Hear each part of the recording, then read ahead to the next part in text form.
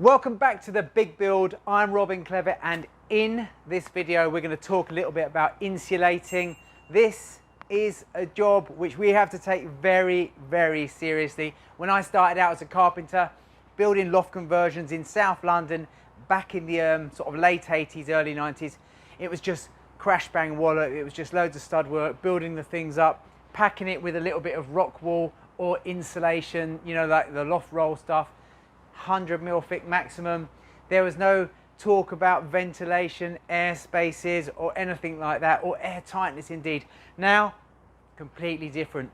And with the future of alternative energy such as heat pumps and ground source, air source, solar, the fabric of a building needs to be super airtight and insulated.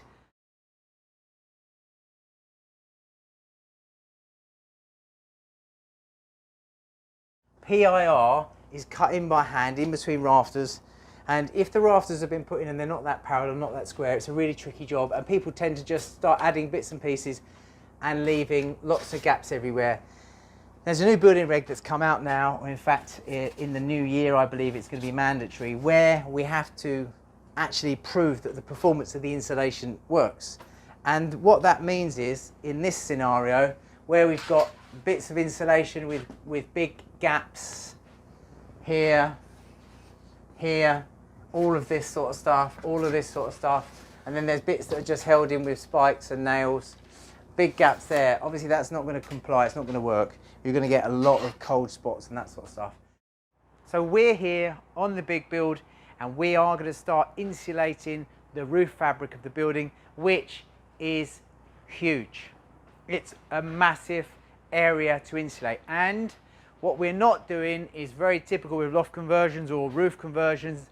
You often see the detail being the architect will have some insulation in the floor. Then where you have what you have called a void wall, they'll have insulation running up there. Then in between the roof space, they'll have insulation running up there, and then at the ceiling level or the collar level, they'll have an insulation running there. And sometimes on a drawing, you'll have rock wool or quilt.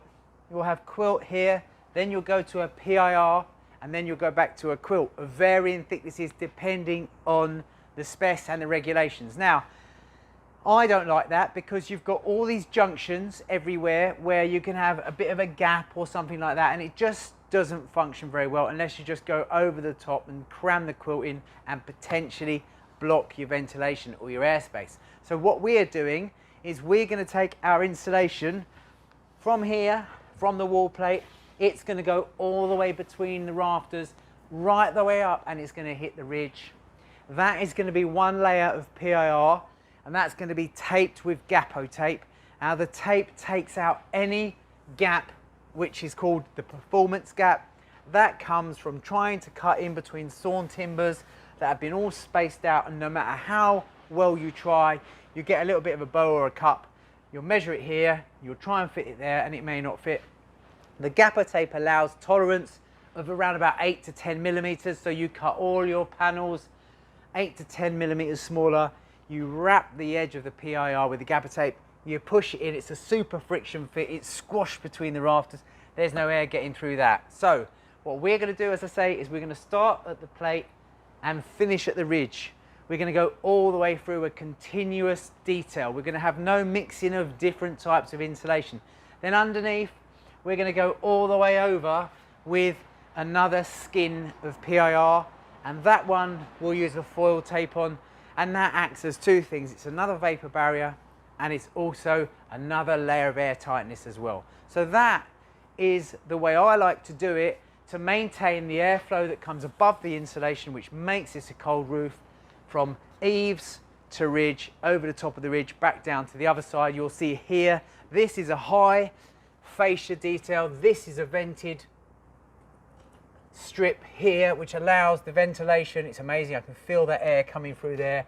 This is also a breather membrane, but a breather membrane isn't always enough ventilation, and you should always check by whoever's doing the specification of the building exactly what you need. So we've got a breather membrane, and we've got the ventilation coming in at the eaves and going out the ridge with a vented ridge tile as well. So we're going to go downstairs and make ourselves a table, because we have got 60 something sheets of one type of material, and each one's got to be cut, taped and fixed. Now, the majority of our rafter spacings in this roof, in the big build, have been designed that we do not get any waste from the PIR. How did we do that? Well, people seem to think you've got to be at 400 centres or 600 centres.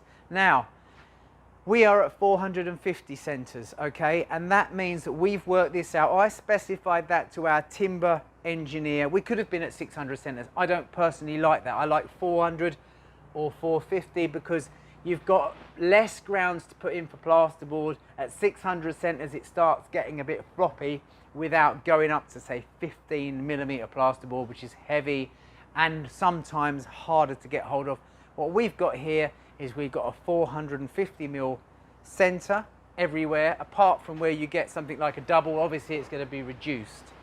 But what that means is I just put 2 cuts through a sheet of PIR, and so I end up with 3 equal pieces. Now, so because some of the timbers come up 46 or 47mm, the gap in between, even at 450 centres, is going to be 403mm. Now, I can't get 3 times 403 from a sheet which only measures 1200.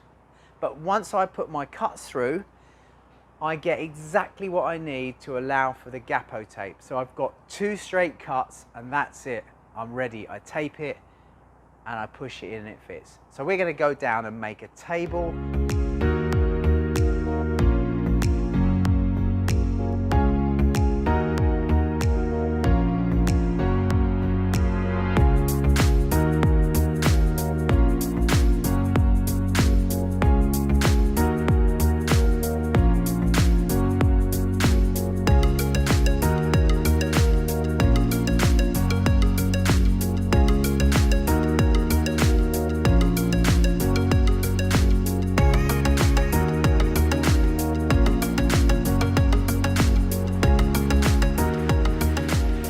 So the tools of the trade, as far as I'm concerned, with PIR, I use the Festool ISC 240. This is a great tool once you've got the hang of it. It's like a big jigsaw, but it's got a very stiff riving knife on the bottom, which enables that blade to stay nice and straight and fairly square. Then what we've got is we can use it with the rail. So where we're doing our big rips, we pull our sheets from the stock there. We pop them into this frame that we made, into the cutting table that we made. We use the long rail, and for most of the insulation here, they're all exactly the same size, and I'm getting 3 rips from a board. We drop the board in, we put our long rail against these 2 nails here, like that, and then we hook the saw into that part of the rail, and it cuts all the way through there and gives us our cut. Now that's fine for straightforward rips, and if we've got any tapered rips, well then we just mark them, use the rail and cut through them. But we've got a lot of angled cuts, for example, on the ridge, the wall plate and the valley. So these 2 pieces here are going to go from the valley to the ridge and in between rafters. So we've got a compound cut on the bottom, which is where it fits against the valley, like this. And then we've got the ridge at the top. So we made a box here, a simple box here, which is effectively a pair of rafters, and this is the splay cut, which is the compound cut. And what happens is we slide our PIR in using the saw. We've got a small channel, a small timber, which this hooks onto here. Vacuum attached, and then we run it straight the way through, and it gives us a perfect compound cut, the same every time. We use a vacuum extractor on that so we don't get it all in the atmosphere and in our lungs, and the reverse will give me this cut. And what I tend to do on a valley is cut my strips, my 450 strips if you like, and then I just cut straight through the middles. I'll use one here and I'll use one there, and then I'll finish it with a straight piece. So here we have a mountain of PIR, And what I was talking a little bit about was the fact that all we need to do is divide our sheets exactly by 3, okay? And that will give us the exact pieces we need. Normally, if you're at 400 centres, you do say a 350, a 350, a 350, and you end up with this piece here, right? And that long skinny piece there, if you can't put it in somewhere, it generally gets discarded. And I don't like that, because that is, you know, you add that up across all of this and it's sheets and sheets of material. This stuff isn't cheap and it's hard to get rid of. Probably not that good for the environment when it goes to landfill or whatever. So by doing the way we do it, by specifying the roof spaces to suit our material, we end up with a really, really good cost-effective way of going about it, and also there's less waste to get rid of. And even at 600 centres, you'd be cutting at say 550 and 1100, so 550, 550, you still end up with this bit here. And I know people cut them up and ladder them up and put them all together, but what you're getting there is you're stacking them together, you're getting those air spaces, you're getting all of that, and it's just not right.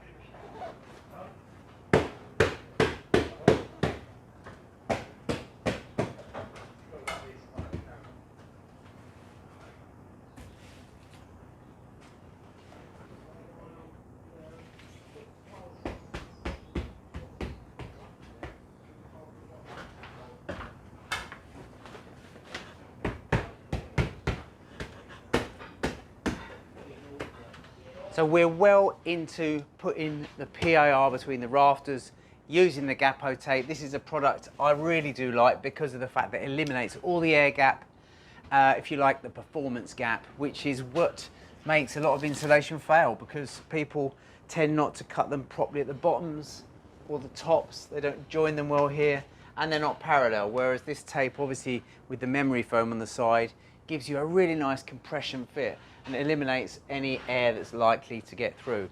We also cut them on the wall plate and cut them at the ridge, and we're doing our roof from wall plate to ridge and back down again, and we're going to be doing that everywhere. So this is obviously a very small room, this is a little shower room, but in the main room here you can see again we're going from wall plate all the way up to ridge, which gives us a really nice envelope. And we're also then going to put the second skin, the one that goes underneath, all the way from ridge all the way to wall plate as well, and that will catch the end of that wooden beam there, and everything's really nice and insulated, so we know that there's no break, there's no change. Instead of having a dwarf wall here, which we will have, some people will insulate between the floor, they'll come through here, they'll come up the dwarf wall, then they'll start their PIR and they'll go up to a ceiling and then they'll insulate across, which is actually more difficult and more fiddly, because once you're set up like this and you're going from ridge to plate, or plate to ridge, whatever you want to say, it's a much nicer job. Then what we'll do is we'll put our ceiling in afterwards, we'll put our dwarf wall in afterwards, so there's no break, there's no insulation trying to cut around timbers and all that sort of stuff. And where we've got a valley here, we also create a perfect compound cut in the valleys here. Come around this way, you can see what I mean, on both sides. And that also gives you a really nice finish. So we've actually got all the insulation finished, ready for, we have a small dwarf wall which is running at around about 900 millimeters here. And we also have our ceiling which runs across from the bottom of our lattice ridge level out here. Now, quite a lot when you build a roof, you put a pair of rafters up and then you may incorporate a collar which will be bolted or fixed to the sides of the rafters, sailing through to form your ceiling. And equally, you might do that with your low void wall. It might come up and attach on the sides of the rafters. Now, the trouble with that is it doesn't suit a very energy efficient building. Trying to cut your insulation around all those junctions is particularly difficult. You just don't get enough time on the job to do such a perfect job. Now, the way I've designed this is we've got all of our insulation between the rafters with the Gapo tape, so it's an absolutely perfect fit.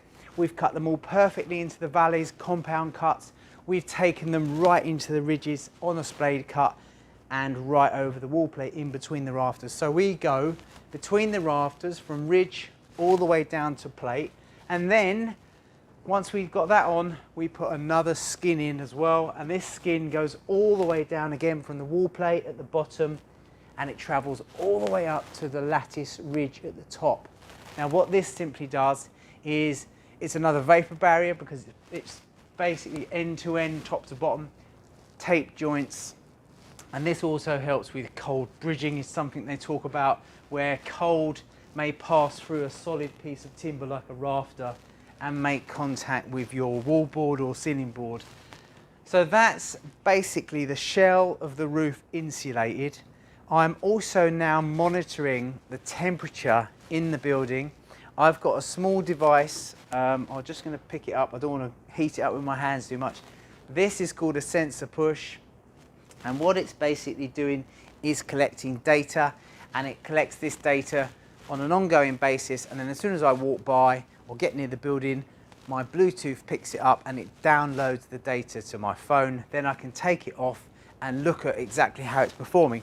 Now we haven't got our bifolds in yet on site, so we've still got a large opening, but what we have got is a really well insulated roof space which collects heat that we generate while we're working, and it also you know, it just with the ambient sun coming through, you get a little bit of solar gain. And I've been able to look at this and see what the drops are. Now that's really useful to me, because as soon as we've filled in those openings, we put the bifolds in and the back door, then I'll have a shell which is fairly airtight. There'll be very few spots where the air's coming in, and even without heating, I'll be able to see what the drop is from night to day and day to night, etc., and just start measuring that, because regardless of there being any heating here, I can still measure just how efficient this building is. Now that's the installation done. I hope you enjoyed this video. Ed and I have painstakingly insulated this. You've seen us how we've cut and everything, just how perfect everything is, and it's just all a dream to do. And I just think that if you're going to be building or self-building or building for someone else, I just think this is really what we've got to aim for in the future for an energy efficient building.